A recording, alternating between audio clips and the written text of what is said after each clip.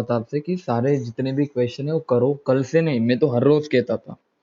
जब देखो मैं बोल रहा हूँ हार्डली मान लो ग्रुप नंबर 13 मैंने पढ़ाया, उस दिन अगर आपने प्रीवियस ईयर क्वेश्चन सॉल्व किए तो उसको लगते हैं 10 से 15 मिनट, 10 से 15 मिनट लगते हैं, ठीक है ना।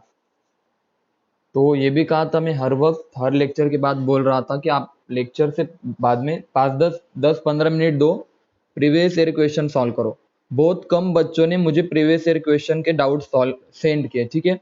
जिन जिन बच्चों ने डाउट मुझे सेंड किए मैं उनके ही डाउट डिस्कस करूंगा, बाकी के इसके बाद शायद ही, मैं बोल रहा हूँ इसके बाद शायद ही प्रीवियस ईयर क्वेश्चन सेशन होगा पी ब्लॉक का, क्योंकि ऑलरेडी मैंने बोल के रखा था कि आप मुझे सेंड कर दो, ठीक है ना। जो भी आपके डाउट हो गए आप सेंड कर दो, जैसे मुझे टाइम मिलेगा बिफोर आवर कोर्स मैं डिस्कस कर दूंगा, ठीक है। देखो सबसे पहले क्वेश्चन की तरफ चलता हूं कि Al4C3 प्लस D2, ये आपका डाउट है। देखो बच्चों ने डाउट भेजा था तो अभी मैं डाउट डिस्कस करूंगा फिलहाल, ठीक है, previous year question.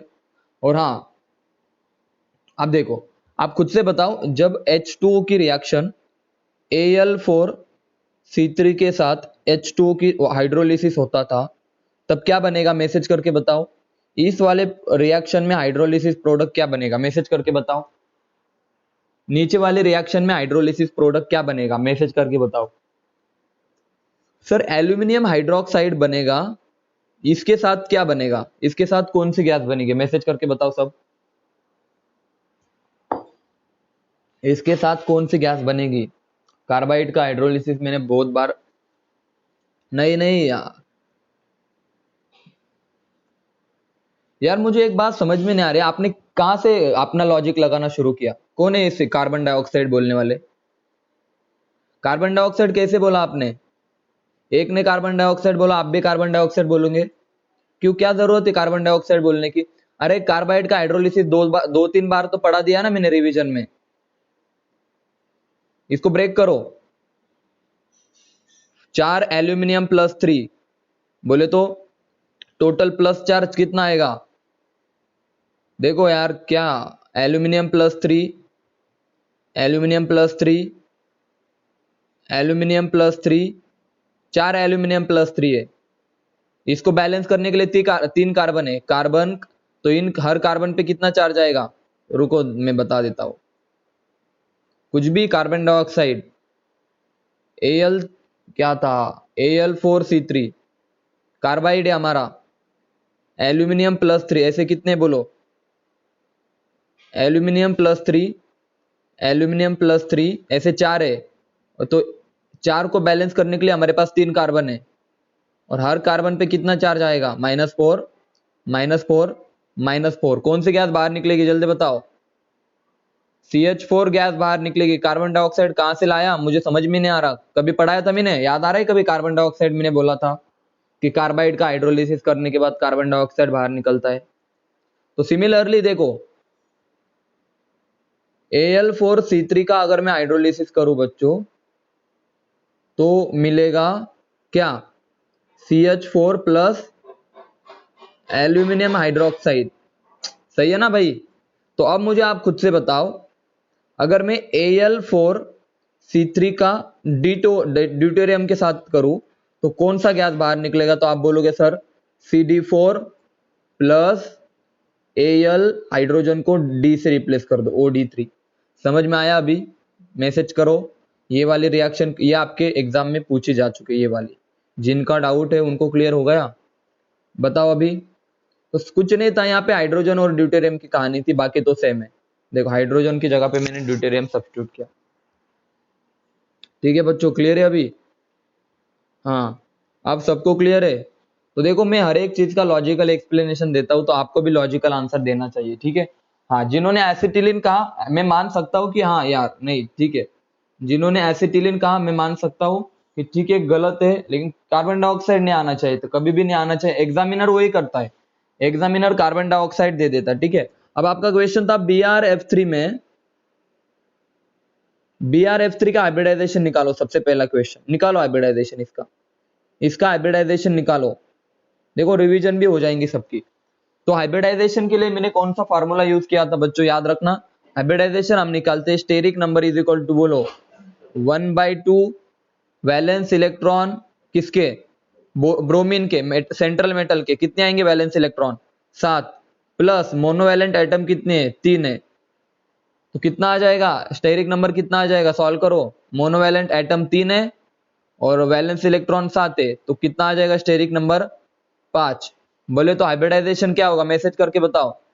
Sir hybridisation आ जाएगा sp3d, this is the hybridisation. अब आगे नेक्स्ट कहानी सुनो। तो sp3d है ना सर, तो ये वाली ज्योमेट्री होगी ट्राइगोनल बाइपिरामिडल, ये वाली ज्योमेट्री होगी ट्राइगोनल बाइपिरामिडल। और अब ब्रोमीन है बीच में, देखो सेंटर को मैं ब्रोमीन लिख देता हूं, देखो हाँ अच्छे से, ट्राइगोनल बाइपिरामिडल, ये ब्रोमीन है और ब्रोमीन के पास 2 फ्लोरीन है। देखो ब्रोमीन के पास वैलेंस इलेक्ट्रॉन कितने होते हैं आप खुद बताओ, 7 होते हैं, 1 2 3 4 5 6, 7 होते हैं, ठीक है ना।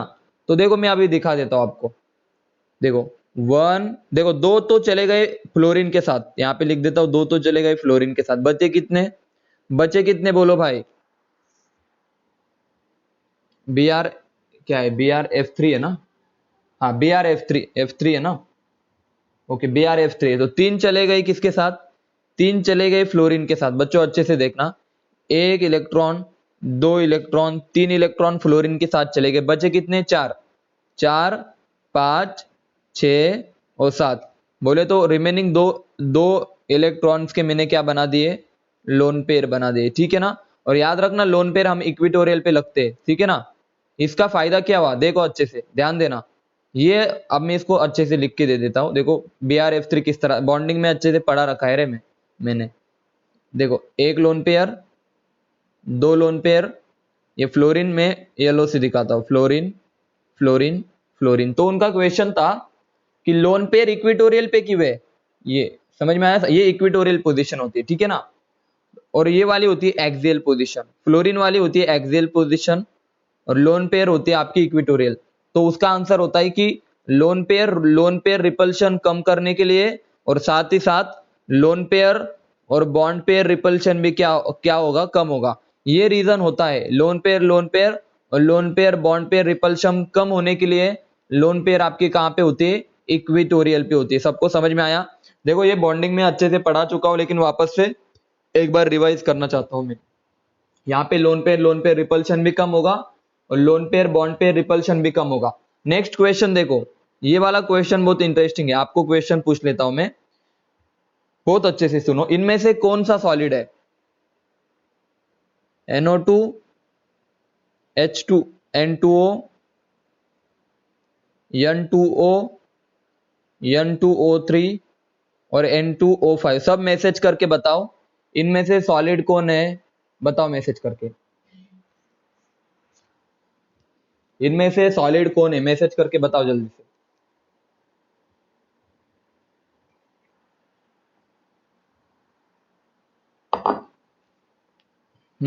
और बताओ,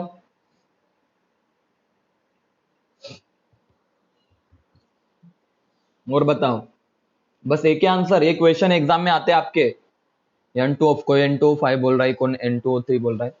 अगर मैंने आपको याद दिलाया था जिसके आगे N2 होता है वो सारे सॉलिड होते हैं, उसमें से भी बोला था बस ये वाला गैस होता है आपका, तो ऊपर वाले गैस होते हैं याद रखना, और नीचे वाले दोनों भी सॉलिड है, ये भी आपका सॉलिड है और ये भी आपका सॉलिड है।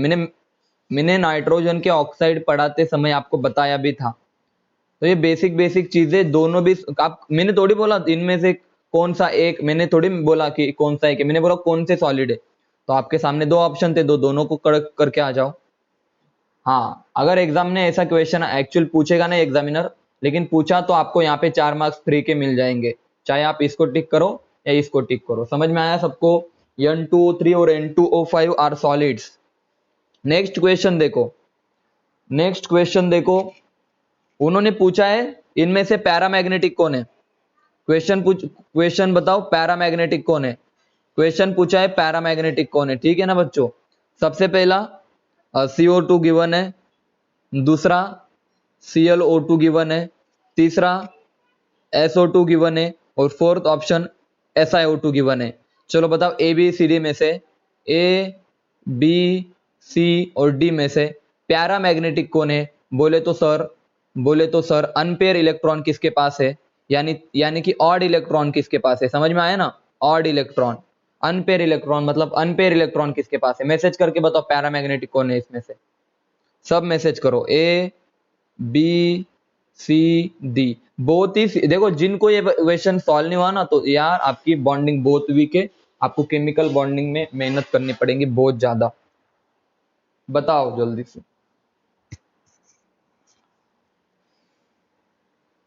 पैरामैग्नेटिक कौन है बताओ जल्दी से। बी ऑप्शन बता रहे सब, और बताओ। अब हम निकालते हैं ना, एक एक की कुंडली खोल लेंगे। चलो सबका, यार मैंने आपको याद है ऑड इलेक्ट्रॉन स्पेसिस में पढ़ाया था ये वाली चीज क्लियरली। जिन बच्चों को इतना भी पता है ना कि ऑड इलेक्ट्रॉन स्पेसिस कौन सी होती है, वो भी इसको आंसर दे देगा। अगर आपको नहीं निकालते आता तो कार्बन के वैलेंस इलेक्ट्रॉन कितने, 6, sorry valence electron, total electron count करो यार आप देखो, कार्बन के टोटल इलेक्ट्रॉन कितने, 6, प्लस ऑक्सीजन के कितने, 2 ऑक्सीजन के कितने, 8 टू द 16, इसको कर दो ऐड, कितने हो गए, टोटल इलेक्ट्रॉन काउंट करो सबके कितने हो गए, बोलो जल्दी। 22 हो गए, ठीक है।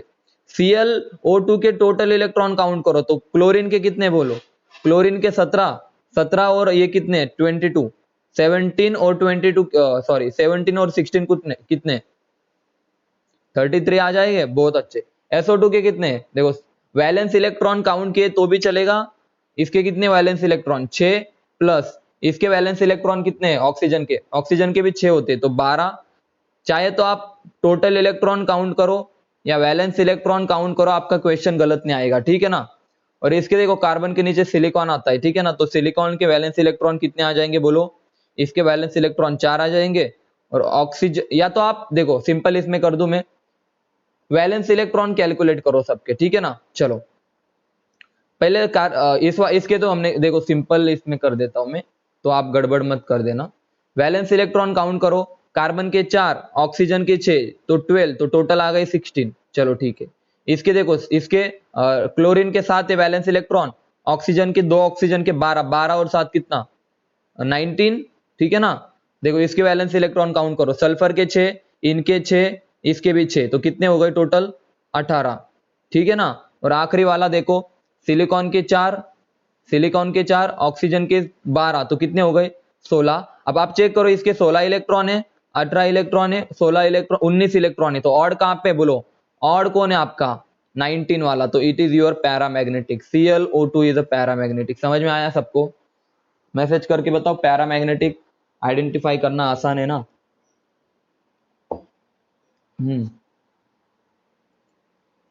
ठीक है ना। उसके बाद देखो नेक्स्ट क्वेश्चन, देखो आपसे क्वेश्चन पूछा, मैं एक आपको थोड़ा सा, मुझे एक बात बताओ, ये जिसने क्वेश्चन पूछा था ये वाला बेराइल का, ये वाला देखो, मैं क्वेश्चन, जिनका डाउट है उनको अच्छे से समझ में आ जाएगा क्या कहना चाहता हूं। उन ऑप्शन में उन्होंने ये जो क्वेश्चन आपने था, ये कौन सा वाला, फाइलोक्जीन, उसके बाद बेराइल, ये क्वेश्चन प्रीवियस ईयर का था क्या, ये बताओ पहले मुझे। ये नीट वगैरह को पूछा गया था क्या, इनमें देखो ऑप्शन था फाइलोक्जीन, बी ऑप्शन बेराइल था, पहले ये बताओ मुझे, ये प्रीवियस ईयर का क्वेश्चन है क्या, पहले बताओ यस और नो। ये वाला क्वेश्चन प्रीवियस ईयर का, ठीक है, तो फिर मैं इसको सीईटी का था क्या, चलो सीईटी का था क्वेश्चन, चलो मैंने वही देखा। देखो बेराइल का स्ट्रक्चर देखा, सबसे पहले मैं बेराइल के बारे में थोड़ा सा आपको बता देता हूं, ठीक है ना। बेराइल क्या होता है बच्चों, हालांकि ऐसे क्वेश्चन बहुत कम पूछे जाते हैं, लेकिन फिर भी मैं इसको डिस्कस कर रहा हूं।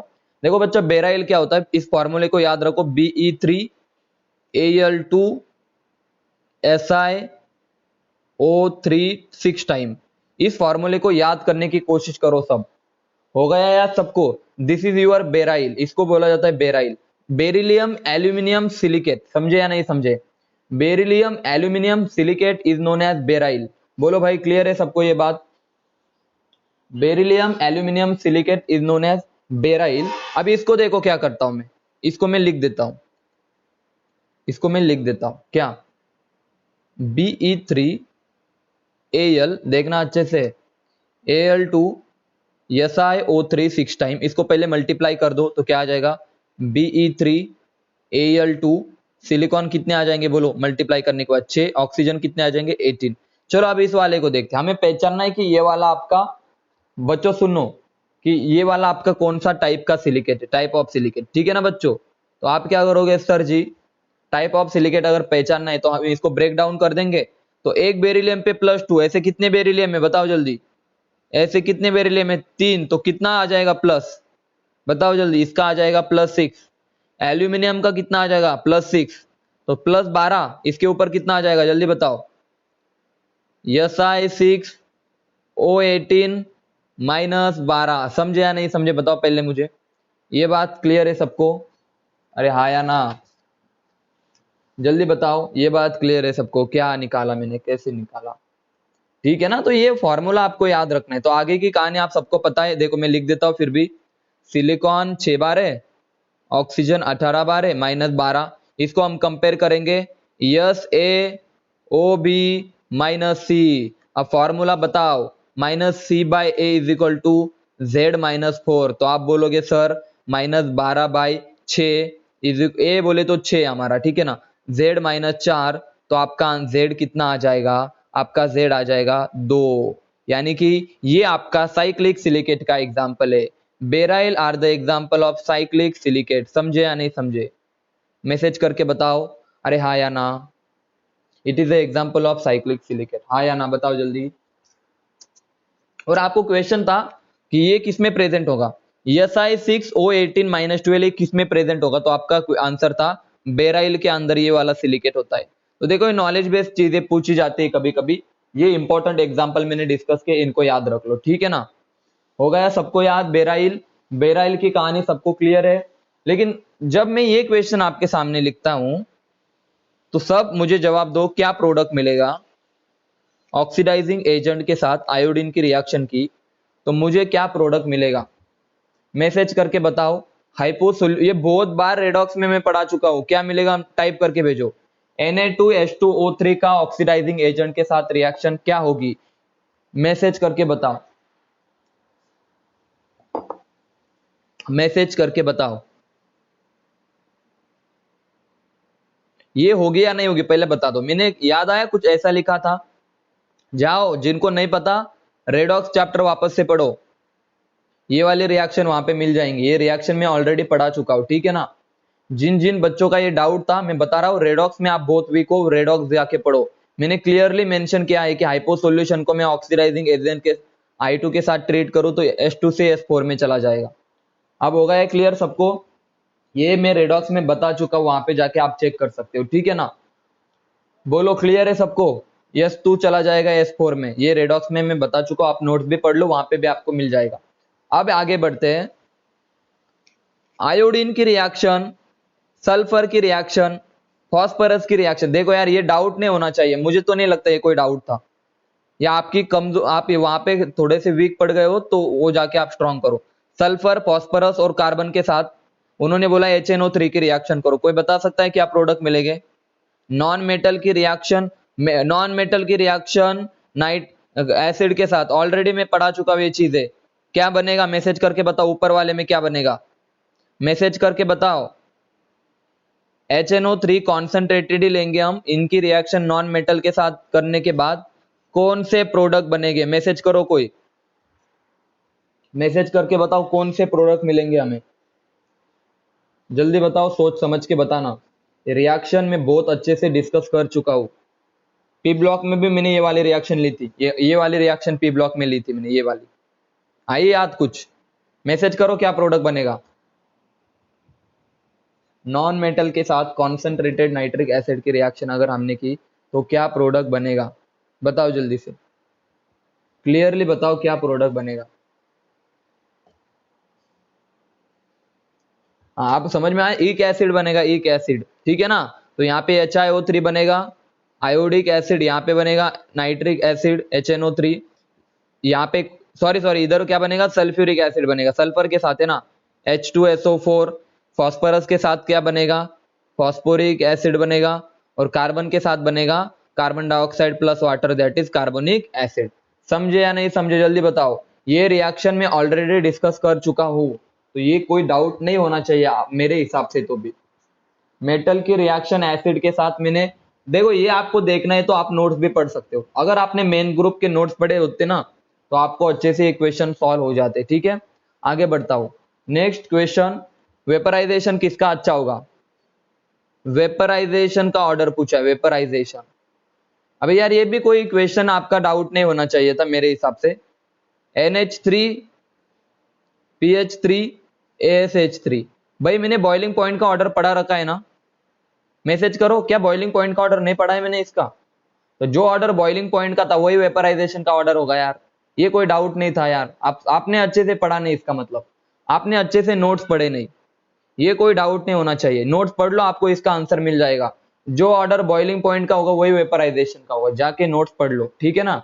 मेन ग्रुप ये पढ़ा रखा है मैंने लेक्चर में, फिर भी आप नोट्स पढ़ो, वहां पे बॉइलिंग पॉइंट का ऑर्डर है, वही आपका ऑर्डर किसका होगा? वेपराइजेशन का। नेक्स्ट क्वेश्चन की तरफ बढ़ते, देखना अच्छे से क्वेश्चन देखो। नोबल गैसेस गैस हैविंग, देखना, no vibrational energy, no vibrational energy, मतलब नोबल गैसेस के लिए वाइब्रेशन एनर्जी को हम डिफाइन नहीं कर सकते। तो सबसे पहला क्वेश्चन तो आपका ये होना चाहिए कि सर जी वाइब्रेशन एनर्जी कब डिफाइन करेंगे हम? तो याद रखना, जब बॉन्ड बनेगा ना बच्चों, मान लो ए और बी के बीच में बॉन्ड बना है, इस बॉन्ड का वाइब्रेशन होता है, ठीक है ना। और जब बॉन्ड बनेगा ना तब हम वाइब्रेशन एनर्जी को डिफाइन करेंगे। यहाँ पे उन्होंने गिवन है नोबल गैस के लिए वाइब्रेशनल एनर्जी क्यों डिफाइन नहीं होती? क्योंकि नोबल गैस जनरली कैसे होते हैं बताओ जल्दी? Noble gas generally mono atomic होते हैं, मोनो एटॉमिक होते हैं, एक एटम होता है जनरली उनका, इसीलिए उनके लिए हम वाइब्रेशनल एनर्जी डिफाइन नहीं करते, बॉन्ड ही नहीं बनता ना। समझ में आया सबको? ये उसका प्रॉपर आंसर था। मैसेज करो, क्लियर है सबको? नोबल गैसेस के लिए वाइब्रेशनल एनर्जी क्यों डिफाइन नहीं होती? क्योंकि नोबल गैस एक मोनो एटॉमिक होता है, generally noble gas are mono atomic. Clear है सबको? क्लियर है सबको? दूसरे नेक्स्ट क्वेश्चन की तरफ चलते, देखो उन्होंने बोला है KHX2, ये सॉल्ट कौन बनाएगा? ये वाले सॉल्ट कौन बनाएगा? याद रखना, KHX2 सॉल्ट, ये वाला जो कंपाउंड है ना, ये कौन बना सकता है? KHX2। तो इसका आंसर मैं आपको एक्सप्लेन कर देता हूं। देखो बच्चों, हमारे पास ऑप्शन है HF, HCl, HBr बच्चों, और HI, और उन्होंने पूछा है KHX2 कौन बनाएगा, इस तरह का सॉल्ट कौन बनाएगा? तो आप थोड़ा सोच के देखो, इसको थोड़ा डिवाइड, इसको तोड़ के देखो, तो बनेगा सर KX बनेगा सर जी, और दूसरा बनेगा HX बनेगा। तो आपको सिंपल क्या करना है पता है? HX और KX की रिएक्शन करके देखनी, ये वाला सॉल्ट कौन बनाएगा, ये आपका क्वेश्चन है, ठीक है ना। तो मैं अभी इसका, हाँ सबको आंसर पता है HF, लेकिन ऐसा क्यों? आइए थोड़ा पढ़ना शुरू करते हैं। मान लो HF की बात कर लेता हूं, तो बच्चों HF जो होता है ना, एक्चुअल में ये हाइड्रोजन बॉन्डेड के फॉर्म में होता है HF, इस तरह से, मतलब दो मॉलिक्यूल एक दूसरे के पास होते हैं HF के, ठीक है ना, इस तरह से इनमें होती है। रेड कलर से हाइड्रोजन बॉन्डिंग दिखा रहा हूं मैं, ठीक है ना बच्चों। मतलब HF जो है ना वो हाइड्रोजन बॉन्डिंग में एग्जिस्ट करता है, बाकी के इसमें कोई इस तरह का कैरेक्टर नहीं होता, सबसे पहली और इंपॉर्टेंट बात। अब मैंने K+ और मान लो X की जगह पे मैं F डाल F-, ठीक है ना। तो आप थोड़ा सा सोचो,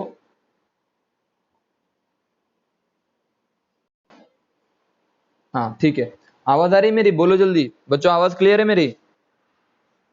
बोलो आवाज क्लियर है? हाँ। अब आप सोच के देखो, एक बार देखो, मुझे एक बार बताओ, HF में हाइड्रोजन बॉन्डिंग होती है, बोले तो सर इस पे निगेटिव चार्ज आता है, सर इस पे पॉजिटिव, ये तो आपको पता है। अब होता क्या है, हम थोड़ा सा इसके पास लोन पेयर है, इसके पास, किसके पास? फ्लोरीन के पास। आप एक काम करो ना, आप बच्चों इस हाइड्रोजन के साथ बाइंड होने से अच्छा है फ्लोरीन किसके साथ बाइंड हो जाए? पोटेशियम का साथ बाइंड हो जाए, क्योंकि पोटेशियम के ऊपर ज्यादा पॉजिटिव चार्ज है। आप समझ में आ रहा है सबको? बोलो क्लियर हो रहा है सबको? तो यहाँ पे हाइड्रोजन बॉन्डिंग थोड़ी सी आप बोल सकते ब्रेक हो जाएंगी। सिमिलरली ये निगेटिव चार्ज F- से बाइंड होना पसंद करेंगी। आपको समझ में आ रहा है? ये निगेटिव चार्ज जो है HF का, F- से बाइंड होना पसंद करेगा। बोलो जल्दी। ये फ्लोरीन देखो जो बॉन्डेड स्टेट में है फ्लोरीन, इससे अच्छा ये पॉजिटिव चार्ज F- से बाइंड हो जाए जो कि आयोनिक है, और Fk+ से बाइंड हो जाए, और यहाँ पे जो कंपाउंड बनेगा वो कौन सा बनेगा? देखो एक K है हमारे पास, उसके बाद बोलो H, KH, और 2 फ्लोरीन KHF2 बनेगा। याद रखना ये KHX2 ये वाला सॉल्ट कौन बनाएगा जनरली, HF बनाएगा, बाकी कोई नहीं बनाता, बाकी कोई नहीं बनाता। समझ में आ रहा है सबको? Due to hydrogen bonding. Message करो क्लियर है? ये वाला एग्जांपल आप सबको क्लियर है? KHX2 सॉल्ट कौन बनाएगा और कौन नहीं बनाएगा, उसका रीजन है हाइड्रोजन बॉन्डिंग। अब क्वेश्चन देखो यार, उनका क्वेश्चन सुनो, बहुत मजा आ जाएगा आपको। नाइट्रोजन नाइट्रोजन बॉन्ड, ये भी डाउट नहीं होता यार, कैसे डाउट नहीं, ये डाउट पूछना ही नहीं चाहिए था आपने। Nitrogen nitrogen bond not present, not present in, किसमें प्रेजेंट नहीं होता? देखो N2O5, N2O, N2O4 और N2O3। यार देखना अच्छे से, सिंपल है भाई इसका आंसर, ज्यादा करेक्ट तो ऊपर वाले, बाकी किसी, ये देखो यहाँ परऑक्साइड लिंक के जो 3 में ये वाला होता है। समझ में आया? याद आया कुछ? तो इसमें नाइट्रोजन नाइट्रोजन बॉन्ड प्रेजेंट नहीं होता। समझ में आया सबको? फर्स्ट वाले एग्जांपल में N2 ये वाला है, इसमें NON बॉन्ड प्रेजेंट होता है, तो ये आपका आंसर होना चाहिए। इसमें नाइट्रोजन नाइट्रोजन बॉन्ड प्रेजेंट नहीं होता, बाकी सब नाइट्रोजन के ऑक्साइड में नाइट्रोजन बॉन्ड प्रेजेंट होता है, नाइट्रोजन नाइट्रोजन बॉन्ड। हो गया क्लियर? अभी बोलो, बोलो क्लियर हो गए? जल्दी बताओ, मैसेज करके बताओ। अब दूसरी इंपॉर्टेंट बात ये आप देख लो यार, नाइट्रोजन के ऑक्साइड पढ़ा रखे। अरे पैसिव लेयर किस किस, देखो जो मुझे पहले बात बताओ, ये वाला जब मैं पढ़ा रहा था मेटल के रिएक्शन एसिड के साथ, ये मैंने एस ब्लॉक में पढ़ा के रखे। अगर ये लेक्चर आपने नहीं किया ना, तो आप ये वाला क्वेश्चन आपको नहीं समझ में आएगा। याद रखना, ये मेटल अगर आपने नहीं देखा नहीं किया तो मुझे मैसेज करो, इसके लेक्चर में भेज दूंगा। मेटल के रिएक्शन एसिड के साथ, मेटल के रिएक्शन एसिड के साथ, उसमें मैंने क्लियरली लिखा हुआ है आयरन एल्यूमिनियम और क्रोमियम अपने सरफेस के ऊपर कौन सी लेयर बनाते हैं, मैसेज करके बताओ। Passive layer. अरे लिखा या नहीं लिखा आप खुद से बताओ। अपने सरफेस के ऊपर पैसिव लेयर बनाते हैं। अगर आपको मान लो नोट्स, तो इससे अच्छा आप नोट्स पढ़ लो ना, नोट्स में गिवन है। अरे नोट्स में गिवन है पैसिव लेयर कौन बनाते हैं। ये आपका डाउट था, ये भी आपका डाउट सॉल्व हो जाएगा। डाउट्स क्यों नहीं आ रहे पता है? एक तो आपकी गलती, उसमें आपने अच्छे से नोट्स रीड नहीं किए। जो मैंने मेन ग्रुप के नोट्स ग्रुप पे सेंड कर रखे वो आपने रीड किए नहीं, तो कितने सारे क्वेश्चन आपको नहीं आने वाले। और लेक्चर में भी सारी चीजें मैंने बता के रखी है। याद रखना, आयरन एल्यूमिनियम और क्रोमियम पैसिव लेयर अपने सरफेस के ऊपर बना लेते हैं। अब पैसिव लेयर वगैरह के आप एक बार नोट्स पढ़ लो, वहां पे मैंने सारी चीजें मेंशन करके रखी है। दूसरी इंपॉर्टेंट बात याद रखना, नेक्स्ट क्वेश्चन, हाँ ये वाला क्वेश्चन देखो, PCl5 को हम, देखो को हम एक स्टॉप्ड बॉटल, बोले तो एक बहुत बंद बॉटल होती है, आप सबको पता है।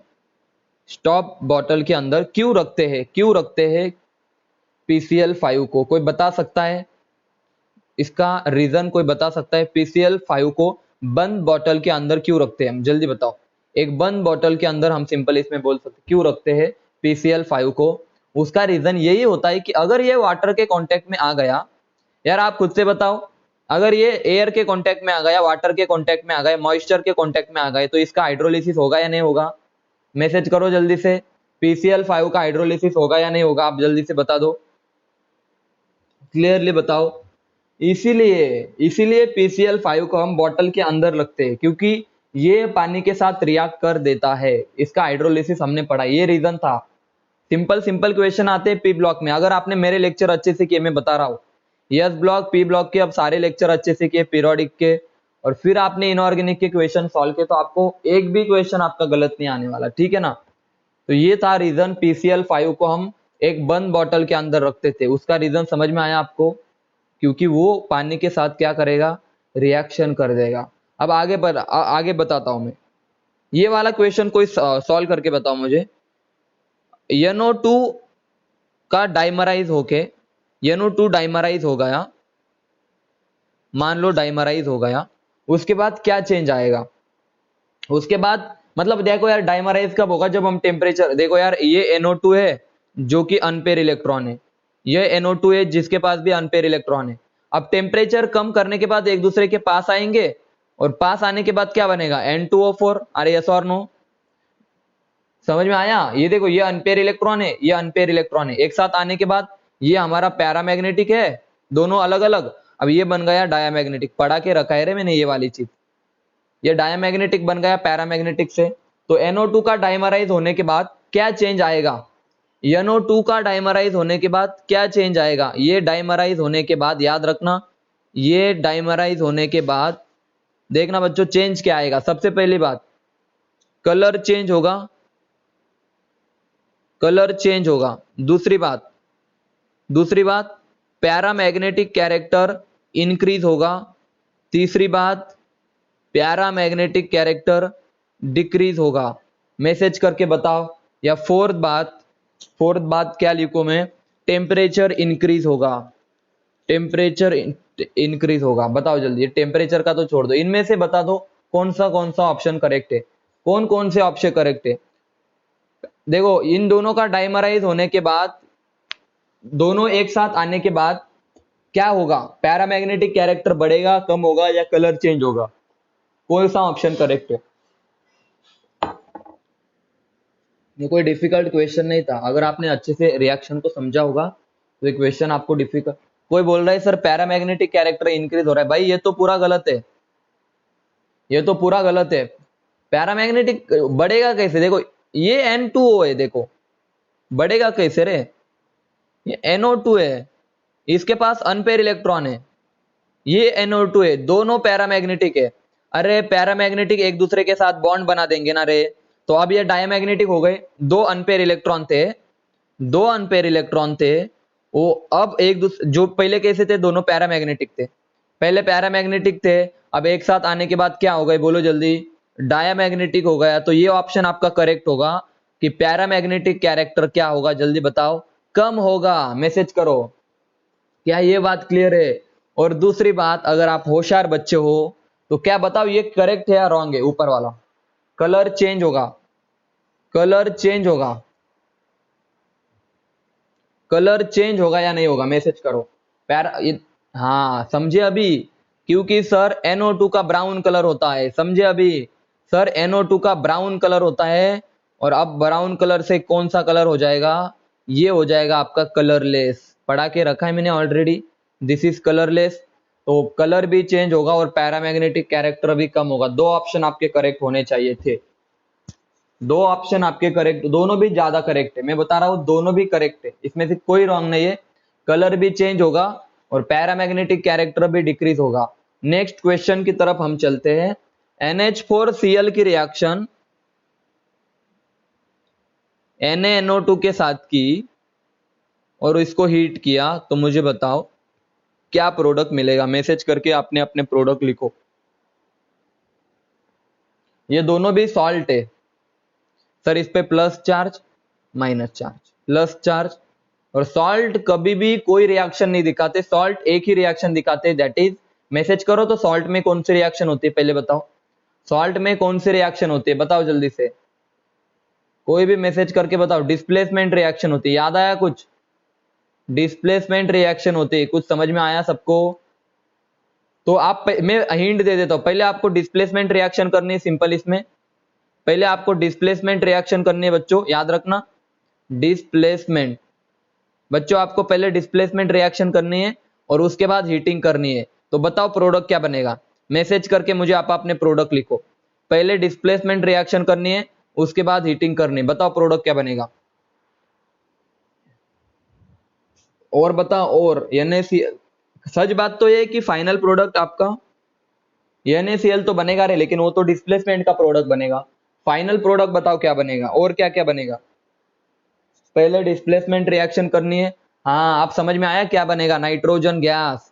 सर दो सॉल्ट है, देखो आप, मैं किस तरह से देखता हूं इनको, सर दो सॉल्ट दिख रहे हैं हमें, तो डिस्प्लेसमेंट कर दो इन दोनों का, तो NaCl आ जाएगा, और दूसरा क्या आ जाएगा, NaCl और क्या, NH4NO2। अरे सर हीटिंग तो आपने अच्छे से पढ़ा रखी है, तो इसका हीटिंग करने के बाद क्या बनेगा, तो सर 2H2O बाहर plus N2 gas plus NaCl आपका एज इट इज। समझे या नहीं समझे, बताओ जल्दी से, समझे या नहीं समझे ये वाली बात, मैसेज करके बताओ। ये वाले रिएक्शन सबको क्लियर है, ये प्रीवियस ईयर में पूछी जा चुकी है। तो आपको अपने हिसाब से सोचना है, ठीक है ना। अभी कौन सा करेक्ट हो सकता है, कौन सा एक्सप्लेनेशन ज्यादा अच्छा है, कौन सी चीजें पॉसिबल है, ठीक है ना। देखो नेक्स्ट क्वेश्चन, उन्होंने बोला नाइट्रोजन एलिमेंट जो होता है ना, बच्चों याद रखना, नेक्स्ट क्वेश्चन मैं आपको बता देता हूं।